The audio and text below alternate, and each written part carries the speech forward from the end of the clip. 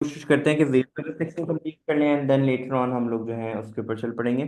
तो वेव्स में सबसे पहले हम लोगों को I am only going to focus on the things that normally comes in the exams, ठीक है। वेव में हमारे पास नॉर्मली लॉन्गिट्यूडनल और ट्रांसफर्स का कॉन्सेप्ट आता है, ठीक है। लॉन्गिट्यूडनल में पार्टिकल मोशन क्या होता है, साइडवेज, और हाँ पैरेलल का कॉन्सेप्ट हम इसमें पढ़ते हैं। जो जी। ट्रांसफर्स होता है उसमें क्या होता है, अप एंड डाउन, और इसमें क्या पढ़ते हैं हम लोग, परपेंडिकुलर। का कॉन्सेप्ट।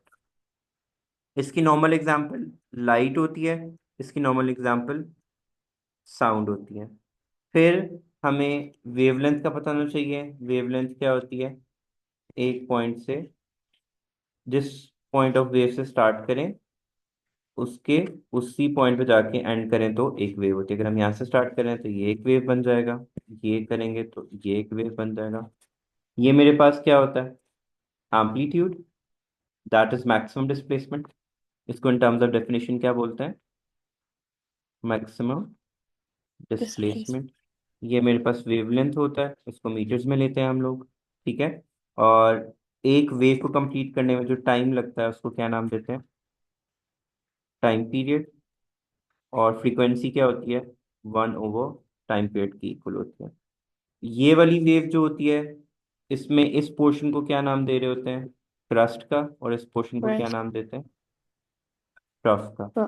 फिर जो अगर हम लोग कंप्रेशन एंड रेयरफेक्शन में जाएं तो compress part of the wave ये होते हैं, ये जो होते हैं ये रेयरफेक्शन होता है। एक वेव के स्टार्ट से रेयरफेक्शन के एंड तक की जो एक लेंथ होगी वो क्या कहलाएगी, वन वेव हमारे, ठीक है। When it comes to wave properties, हमारे पास जो आता है सबसे पहला वाला पोर्शन वो रिफ्लेक्शन आता है। रिफ्लेक्शन में हमने क्या ध्यान रखना है कि जिस पॉइंट पे आके वेव ने टच करना है, आपने जो रिफ्लेक्टेड वेव्स बनानी है it will always be perpendicular to the incident wave, ठीक है। यस। नॉर्मली वर्ड यूज होता है नॉर्मल टू इंसिडेंट वेव।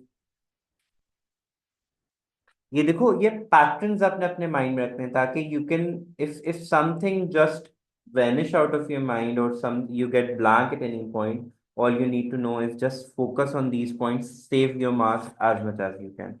अब इसमें आपने क्या ध्यान रखना है कि ये वाला डिस्टेंस एंड ये वाला डिस्टेंस इक्वल रहता है, क्योंकि रिफ्लेक्शन हो रही है तो कोई चेंज ऑफ मीडियम नहीं हो रहा, कोई चेंज ऑफ स्पीड नहीं हो रहा, सब कुछ क्या रहना है, सेम रहना है हमारा, ठीक है। नॉर्मली आपको जब भी ये क्वेश्चंस आते हैं, ये टू वे क्वेश्चंस आते हैं कि आपने इसमें उसको शो करना होता है कि फॉर एग्जांपल अगर this is my incident wave, मैं इसको थोड़ा सा मोटा कर लेता हूँ, कि दिस इज माय ट्रैवलिंग है मेरे पास ये, ठीक है। और ये जिस पॉइंट पे आके टच करेगी उस पॉइंट पे मैं क्या ड्रॉ करूंगा, नॉर्मल 90 डिग्रीज, और इंसिडेंट एंगल और रिफ्लेक्टेड एंगल हमेशा आपस में क्या होता है, इक्वल होता है। तो ये दो सेक्शंस हम लोगों को एक क्वेश्चन के अंदर इनकॉर्पोरेट करने होंगे और उसको सही तरीके से आपको पुट फॉरवर्ड करना होगा, ओके। यस।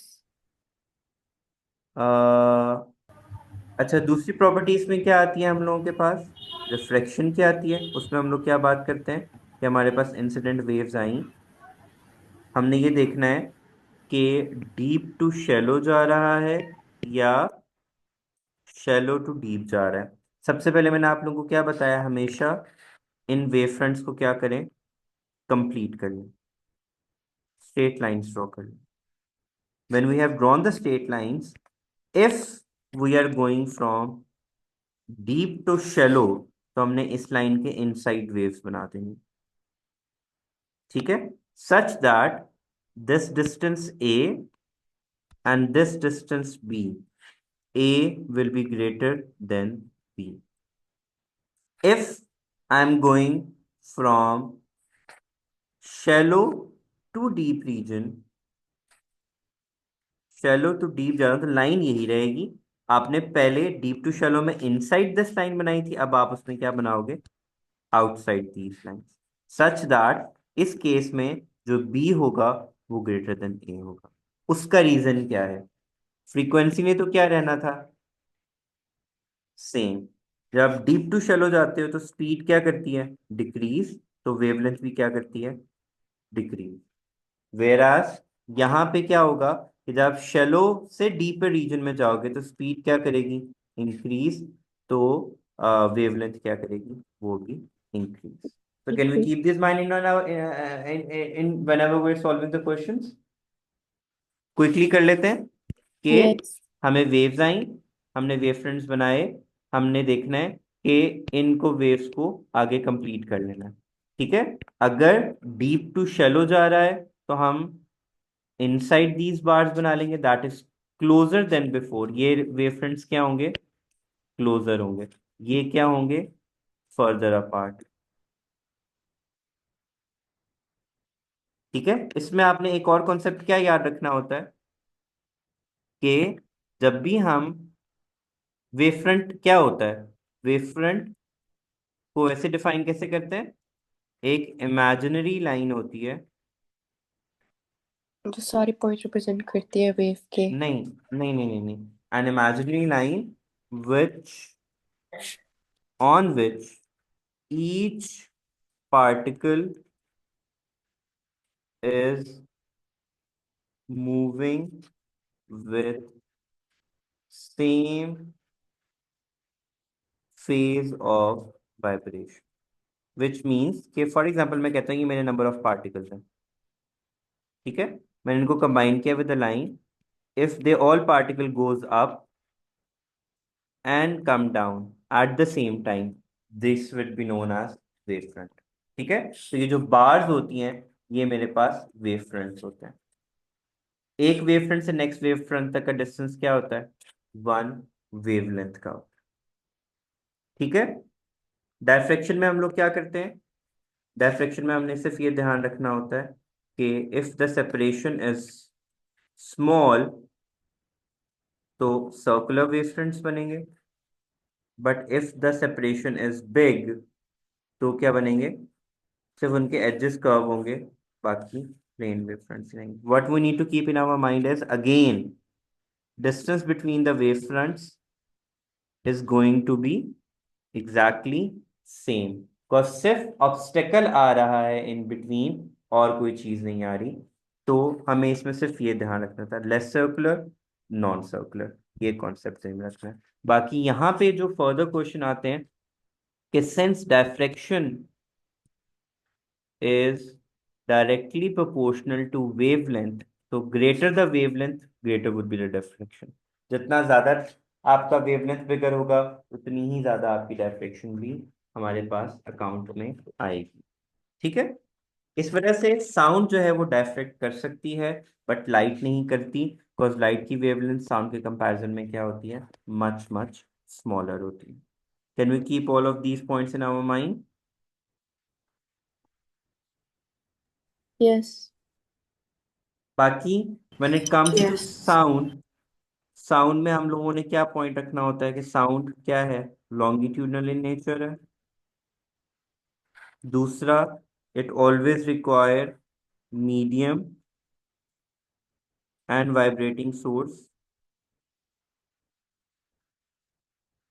तीसरा हमारे पास क्या होता है कि साउंड के केस में हमें पिच एंड लाउडनेस का पता होना चाहिए।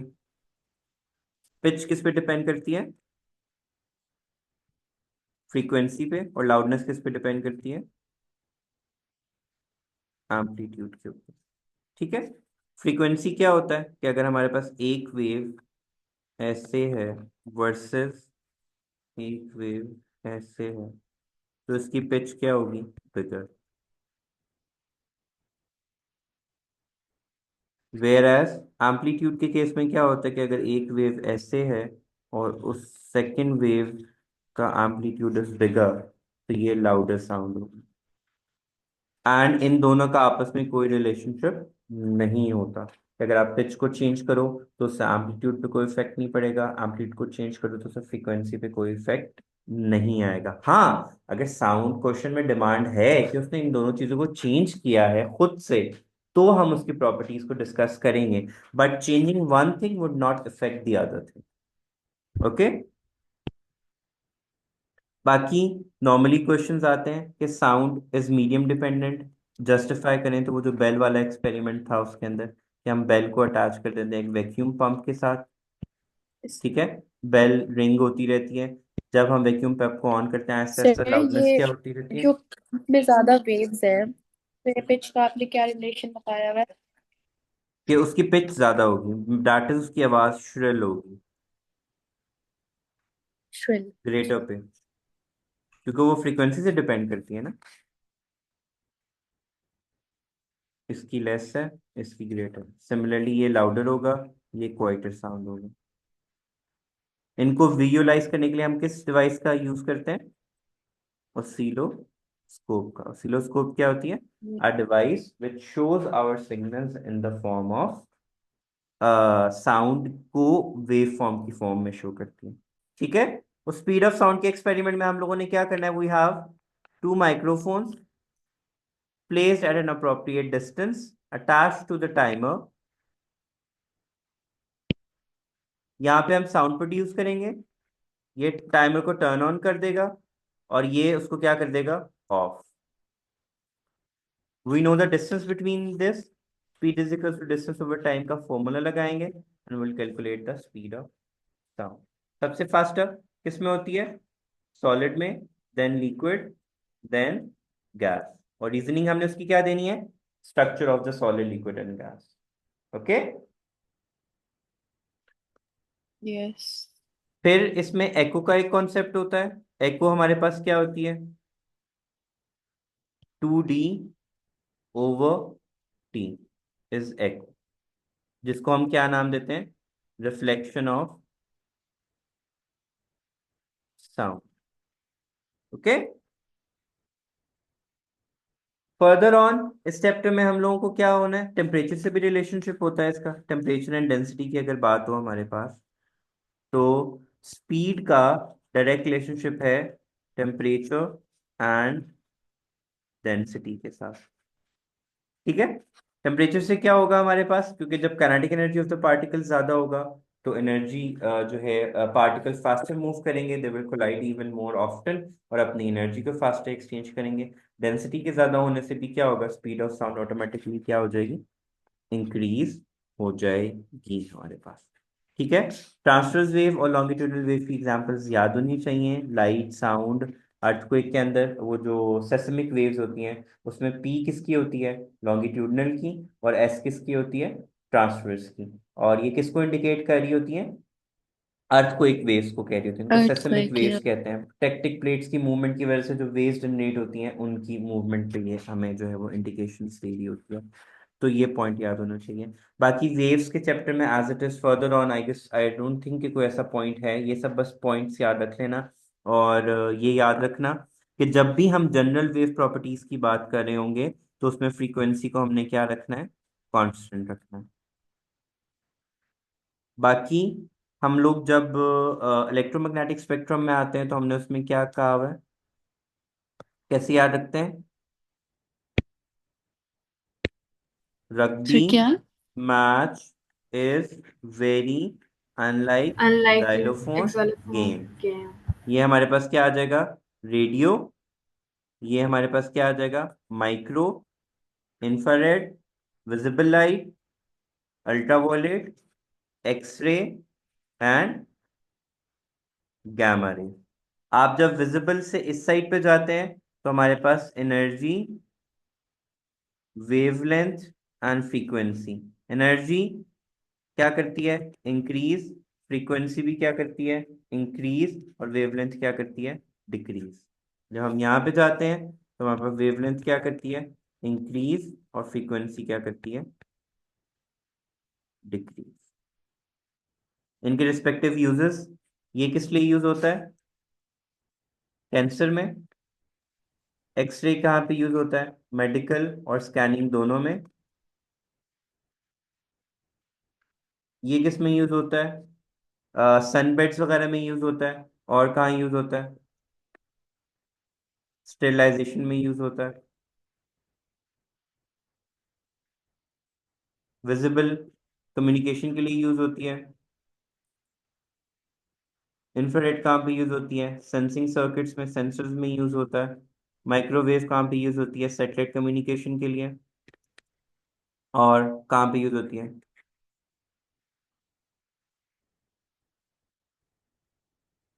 कुकिंग के लिए यूज होती है। रेडियो वेव्स कम्युनिकेशन के लिए। इन सब की पोजीशंस एंड रिस्पेक्टिव यूजेस अच्छे से याद होने चाहिए। इस चैप्टर में जो नया कॉन्सेप्ट था वो क्या था हमारे पास? डिजिटल एंड एनालॉग सिग्नल का। डिजिटल सिग्नल्स क्या होते हैं? जीरोस एंड वंस की फॉर्म में जो होते हैं, जो सिर्फ दो ही स्टेट्स होती हैं, ऑन एंड ऑफ। उसको शो कैसे करते हैं? One zero, one zero. ये जीरो होता है, ये वन, जीरो वन। एनालॉग क्या होता है? कॉन्टिन्यूस सिग्नल होता है, डिस्क्रीट सिग्नल। इसको डिस्क्रीट सिग्नल भी कहते हैं डिजिटल को। ये हमारे पास कॉन्टिन्यूस सिग्नल होता है।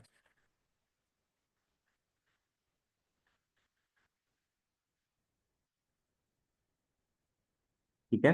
इसमें हमारे पास नंबर ऑफ वैल्यूज होती हैं, इसमें हमारे पास जीरोस एंड वन होता है। ये जो है कम्युनिकेशन फास्टर होती है, लेस इंटरप्शन होती है इसमें।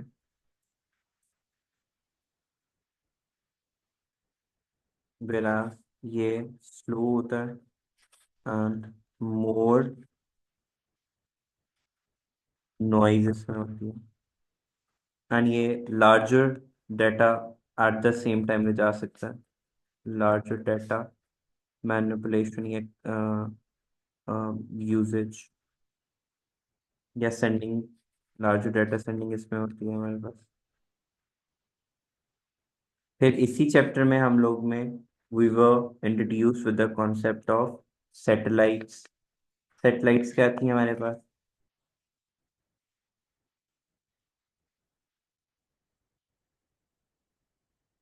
सैटेलाइट्स क्या थे?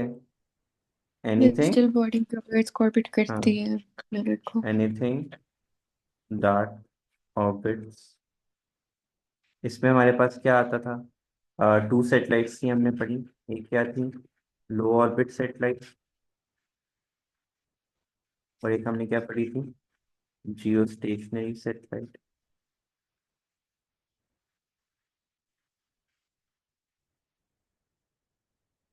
ठीक है। लो ऑर्बिट सैटेलाइट अपने का टाइम पीरियड क्या होता है? फास्टर होता है। ये क्या करती है? एग्जैक्टली 24 आवर्स में अपनी रोटेशन जो है वो कंप्लीट करती है। Geo station satellites can handle more data. Low orbit satellites approximately, क्योंकि वो अर्थ के करीब होती हैं, 84 मिनट्स में अपना एक ऑर्बिट कंप्लीट कर लेती हैं। जियो स्टेशन सैटेलाइट्स क्योंकि उनकी मोशन सिंक्रोनाइज्ड होता है,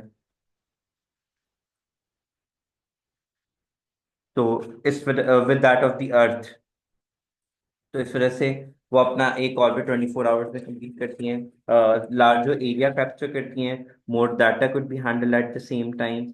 और ये सब कॉन्सेप्ट्स आपको अच्छे से आने चाहिए। सैटेलाइट्स एंड, और इस चैप्टर में वो कॉल वाला था, सिग्नल कॉल कैसे होती है?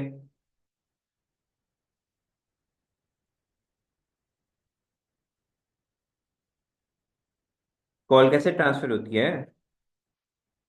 That's what I am asking.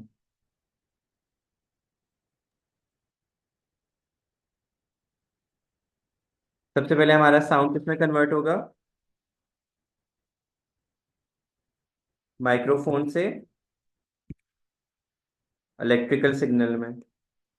ठीक है। वो किसको मिलता है सबसे पहले? एडीसी को। एडीसी उसको किसमें कन्वर्ट करेगा? Analog to digital converter. फिर उसके बाद वो किसको इनपुट दिया जाएगा?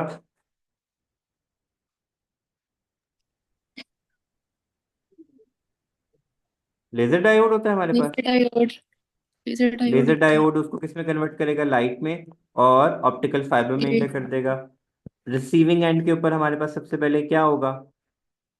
Photo diode. फोटो जी। डायोड उस लाइट सिग्नल को वापस किस में कन्वर्ट करेगा? इलेक्ट्रिकल सिग्नल में।